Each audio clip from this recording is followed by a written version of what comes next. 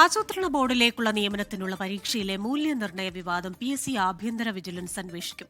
Rank പട്ടിക പരിഷ്കരിക്കാനും തീരുമാനിച്ചിട്ടുണ്ട്. ഇതോടെ നിലവിലെ റാങ്ക് പട്ടിക മാറും. ഇന്ന് ചേർന്ന PSC യോഗത്തിലാണ് തീരുമാനം. പരീക്ഷയിൽ ഉദ്യോഗാർത്ഥികൾ രേഖപ്പെടുത്തിയ ചില ഉത്തരങ്ങൾ മൂല്യനിർണ്ണയം നടത്താതെ റാങ്ക് പട്ടിക പ്രസിദ്ധീകരിച്ചു എന്നാണ് ആക്ഷേപം. റിനു ശ്രീധർ തിരുവനന്തപുരത്തും ചേർന്ന് കൂടുതൽ വിവരങ്ങളുമായി. റിനു, ഇത്തരത്തിലുള്ള ഒരു ക്രമക്കേട് അത് ഏത് ഘട്ടത്തിൽ എന്തുകൊണ്ടുണ്ടായി എന്നത് സംബന്ധിച്ച ഒരു അന്വേഷണം അത് ആഭ്യന്തര വിജിലൻസ് നടത്തുമെന്നാണ് ഇപ്പോൾ അറിയാൻ കഴിയുന്നത്. എന്തായിരുന്നു യഥാർത്ഥത്തിൽ ഈ ആക്ഷേപം? അതോടൊപ്പം തന്നെ ഏറ്റവും പ്രധാനപ്പെട്ടൊരു ബുദ്ധിമുട്ടെന്ന് പറയുന്നത് നന്നായി പ്രിപ്പയർ ചെയ്ത് നന്നായി പഠിച്ച് പരീക്ഷ എഴുതി അതിൽ റാങ്ക് ലിസ്റ്റിൽ വന്ന ആൾക്കാർക്കും വലിയ ബുദ്ധിമുട്ടാണ്. കാരണം ഇനി പുതിയ റാങ്ക് ലിസ്റ്റ് വരണം, അതുവരെ കാത്തിരിക്കണം എന്നൊക്കെയുള്ള കാര്യങ്ങളുണ്ടല്ലോ.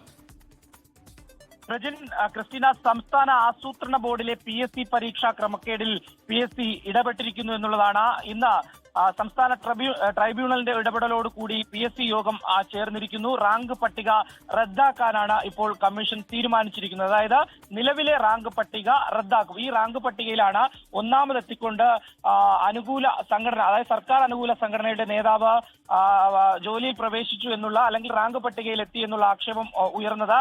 എന്തായാലും 228 ഉദ്യോഗാർത്ഥികളുടെ പേപ്പറുകളും മൂല്യനിർണ്ണയം നടത്തുവാൻ വേണ്ടി തീരുമാനിച്ചിരിക്കുന്നു.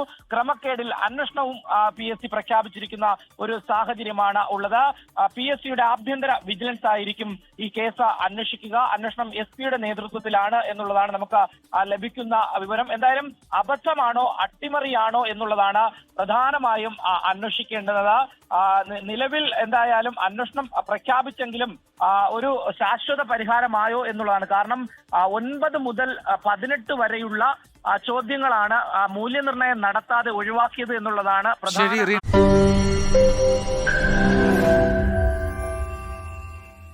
ലോകത്തെവിടെയായാലും ഏത് സമയത്തും 24 വാർത്തകളും ഓഗ്മെന്റഡ് റിയാലിറ്റി പാക്കേജുകളും എക്സ്പ്ലെയിനറുകളും വിശദമായി കാണാൻ ഞങ്ങളുടെ YouTube ചാനൽ നിങ്ങൾക്ക് സബ്സ്ക്രൈബ് ചെയ്യാം.